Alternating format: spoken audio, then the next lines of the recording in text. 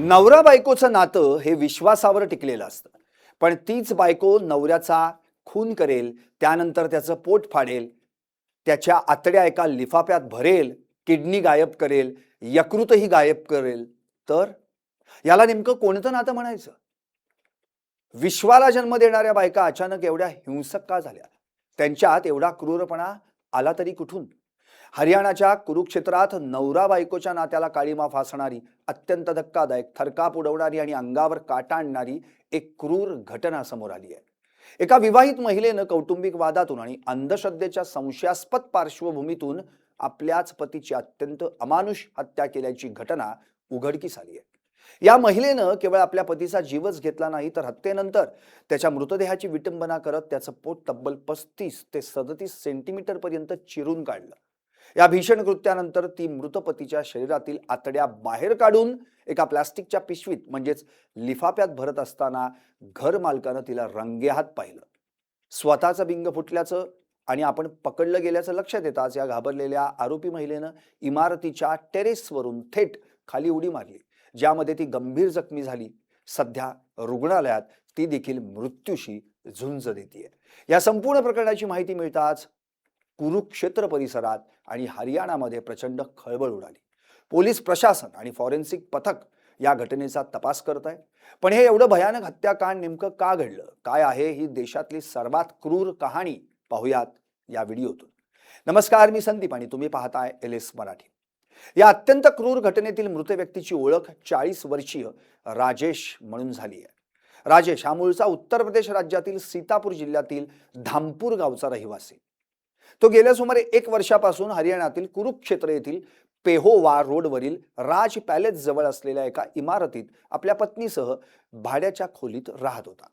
राजेश हा कुरुक्षेत्र येथील एका पाणी पुरवठा करणाऱ्या खाजगी कंपनीत कर्मचारी म्हणून कामास होता आणि आपल्या कुटुंबाचा उदरनिर्वाह करत होता. त्याच्या पत्नीचं नाव विमला देवी. त्यांचं लग्न होऊन अनेक वर्ष झाली होती, मात्र त्यांना अपत्य होत नव्हतं. प्राथमिक माहितीनुसार या दाम्पत्यामध्ये गेल्या काही काळापासून सतत कोणत्या ना कोणत्या तरी कारणावरून कौटुंबिक वाद आणि भांडणं होतच असायची. त्यामुळं त्यांच्यातील मानसिक ताणतणाव प्रचंड वाढला होता. शनिवारी संध्याकाळी नेहमीप्रमाणे या पती पत्नीत पुन्हा एकदा जोरदार कडाक्याचं भांडण सुरू झालं. संध्याकाळी साधारण 5च्या सुमारास त्यांच्या खोलीतून एकमेकांवर ओरडण्याचे, किंचाळण्याचे मोठमोठे आवाज येत होते. हे ओरडण्याचे आवाज ऐकून त्याच इमारतीत राहणारा घरमालक रिंकू हा वरच्या मजल्यावर आणि टेरेसच्या दिशेनं धावला. जेव्हा रिंकूनं त्यांच्या टेरेसच्या परिसरात प्रवेश केला, तेव्हा त्याच्या डोळ्यांसमोर जे दृश्य आलं ते पाहून त्याचा थरकाप उडाला आणि त्याच्या पायाखालची जमीनच सरकली. खोलीच्या आवारात राजेश हा रक्ताच्या थारोळ्यात पडला होता.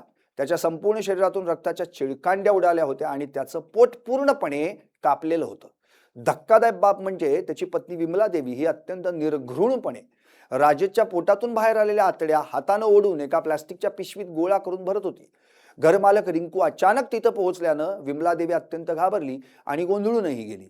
आपण केलेल्या या भयंकर कृत्याचा साक्षीदार घरमालक बनल्याचं पाहून आता आपण पोलिसांच्या तावडीत सापडणार या भीतीनं तिनं तातडीनं तिथून पळ काढण्याचा प्रयत्न केला.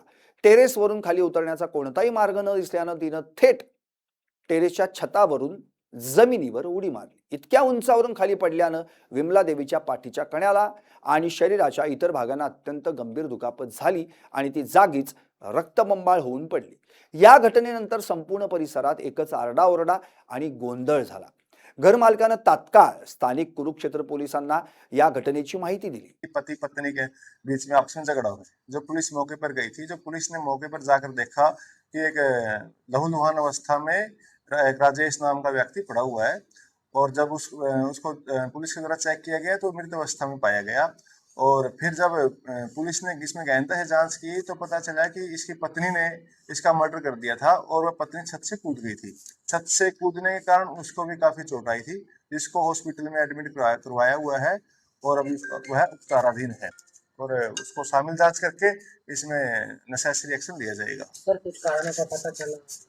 देखिए, कारणों का प्लस पता तो उसको शामिल जांच करके मुकदमे में इन्वेस्टिगेशन के दौरान से पूछताछ की जाएगी। पुलिस जरूरत पड़े तो पुलिस मान्य अदालत से पुलिस रिमांड पर भी लिया जाएगा और फिर हम बता सकते हैं कि इसका मर्डर का कारण क्या था। तो उसका कुछ अंग भी गायब करने की कोशिश की गई? यस, जो है कि उसकी अंतों को निकाल के उसने एक लिफाफे में डाला हुआ था और हो सकता है कि वो उसके अंग को गायब करना। माहिती मिळताच कुरुक्षेत्र पोलीस ठाण्याचे प्रभारी आणि पोलीस पथक घटनास्थळी दाखल झालं. पोलिसांनी तातडीनं गंभीर जखमी झालेल्या विमला देवीला रुग्णवाहिकेतून स्थानिक लोकनायक जयप्रकाश रुग्णालयात उपचारासाठी दाखल केलं, जिथं तिच्यावर सध्या कडक पोलीस बंदोबस्तात उपचार सुरू आहेत. पोलिसांनी घटनास्थळाचा ताबा घेतला आणि संपूर्ण परिसराची नाकेबंदी करून तपास सुरू केला.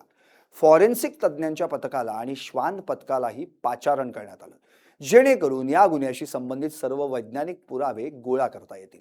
पोलिसांनी घटनास्थळावरून वेगवेगळ्या आकाराचे 3 अत्यंत धारदार चाकू जप्त केले, ज्यांचा वापर राजेशची हत्या करण्यासाठी आणि त्याचे पोट चिरण्यासाठी करण्यात आला होता. या गुन्ह्याचं गांभीर्य आणि भीषणता तेव्हा आणखी वाढली जेव्हा मृत राजेशच्या शवागारातील शवविच्छेदनाचा प्राथमिक अहवाल समोर आला. फॉरेन्सिक तज्ज्ञ डॉक्टर गौरव कौशिक यांनी केलेल्या शवविच्छेदनादरम्यान अत्यंत धक्कादायक आणि वैद्यकीय विश्वालाही अचंबित करणाऱ्या गोष्टी उघडकीस आल्या. डॉक्टरांनी दिलेल्या माहितीनुसार मृत राजेशच्या छातीपासून खालच्या भागापर्यंत म्हणजेच पोटाच्या भागावर सुमारे 35 ते 37 सेंटीमीटर लांबीचा एक मोठा आणि खोल काप मारण्यात आला होता. या कापामुळे त्याच्या शरीरातील सर्व आतडं बाहेर आलं होतं. परंतु सर्वात मोठी खळबळजनक बाब म्हणजे जेव्हा डॉक्टरांनी शरीराच्या अंतर्गत भागांची तपासणी केली तेव्हा मृत राजेशच्या यकृताचा म्हणजेच लिव्हरचा अर्धा भाग आणि त्याचं उजवं मूत्रपिंड म्हणजेच किडनी शरीरातून पूर्णपणे गायब असल्याचं आढळून आलं. यकृत आणि किडनी गायब असल्याचा हा अहवाल समोर आल्यानंतर या प्रकरणाला आता एक अत्यंत रहस्यमय आणि वेगळंच वळण मिळालंय. पोलीस आता या बाजूने तपास करतायत की विमला देवीनं हत्येनंतर हे अवयव शरीरातून बाहेर काढून कुठं लपवून ठेवले आहेत किंवा त्यांचं काय केलं. पतीची केवळ हत्या करणं हा यामागचा उद्देश होता की या अवयवांचा वापर करून कोणतं तरी अंधश्रद्धेची किंवा तांत्रिक प्रथा पूर्ण करण्याचा विचार होता, यावर पोलीस आता सखोल तपास करतात. शवविच्छेदन प्रक्रियेनंतर पोलिसांनी राजेशचा मृतदेह त्याच्या मूळ गावी उत्तर प्रदेशातील सीतापूर येथून आलेल्या नातेवाईकांच्या स्वाधीन केला, जेणेकरून त्याच्यावर रीतिरिवाजाप्रमाणे अंत्यसंस्कार करता येतील. या प्रकरणातील सर्वात महत्त्वाचा दुवा म्हणजे घरमालक आणि शेजाऱ्यांनी दिलेली माहिती, ज्यामधून या हत्येमागील संभाव्य कारणांवर प्रकाश पडतो. घरमालक रिंकूनं पोलिसांना दिलेल्या जबाबानुसार विमला देवी ही घरात केवळ कौटुंबिक भांडणच करत नव्हती, तर ती झाडफूक म्हणजेच जादूटोणा, तांत्रिक विद्या आणि भूतबाधा उतरवण्याच्या पारंपरिक अंधश्रद्धाळू प्रथांमध्ये मोठ्या प्रमाणात गुंतलेली होती. अनेकदा ती घरात काहीतरी संशयास्पद तांत्रिक विधी करत असल्याचंही बोललं जात आहे. लग्न होऊन अनेक वर्षे झाली तरी मूल होत नसल्याच्या नैराश्यातून किंवा इतर कोणत्याही कौटुंबिक समस्येचं निवारण करण्यासाठी ती या तांत्रिक मार्गांचा अवलंब करत असावी असा प्राथमिक संशय व्यक्त केला जातोय.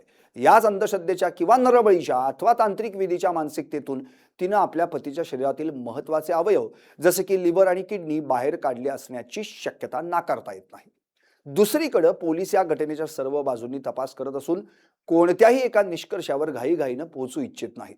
पोलीस अधिकाऱ्यांनी दिलेल्या माहितीनुसार आरोपी महिला विमला देवी हिच्या पाठीच्या कण्याला गंभीर दुखापत झाल्यानं ती सध्या बोलण्याच्या किंवा जबाब देण्याच्या प्रकृतीत नाही. ती पूर्णपणे बरी झाल्यानंतर आणि डॉक्टरांनी तिला विचारपूस करण्यासाठी योग्य घोषित केल्यानंतरच पोलीस तिची कसून चौकशी करतील. या चौकशीनंतरच अधिकृतपणे स्पष्ट होऊ शकेल की तिनं राजेशची इतक्या क्रूरपणे हत्या का केली, त्याच्या शरीरातील आतड्या पिशवीत भरण्यामागचा तिचा हेतू काय होता आणि सर्वात महत्त्वाचं म्हणजे गायब असलेलं यकृत आणि किडनी तिनं कुठं नष्ट केली किंवा लपवून ठेवली. कुरुक्षेत्रासारख्या ऐतिहासिक आणि धार्मिक भूमीवर घडलेल्या या थरारक हत्याकांडामुळे संपूर्ण राज्यातील कायदा आणि सुव्यवस्थेवर मोठं प्रश्नचिन्ह निर्माण झालंय. एका पत्नीनं 7 जन्माची सोबत देण्याची शपथ घेतलेल्या आपल्याच पतीचा असा अंगावर काटा आणणारा कोथळा बाहेर काढावा, या घटनेनं समाजातील वाढत्या कौटुंबिक हिंसेची भीषणता पुन्हा एकदा समोर आली आहे. सध्या कुरुक्षेत्र पोलीस या संपूर्ण प्रकरणाचा गुंतागुंतीचा तपास करत असून रुग्णालयात दाखल असलेल्या विमला देवीच्या मिळणाऱ्या जबाबाची वाट पाहत आहेत. त्यानंतरच या नरसंहारामागचं मूळ सत्य जगासमोर येऊ शकेल. Bureau report, LS Marathi.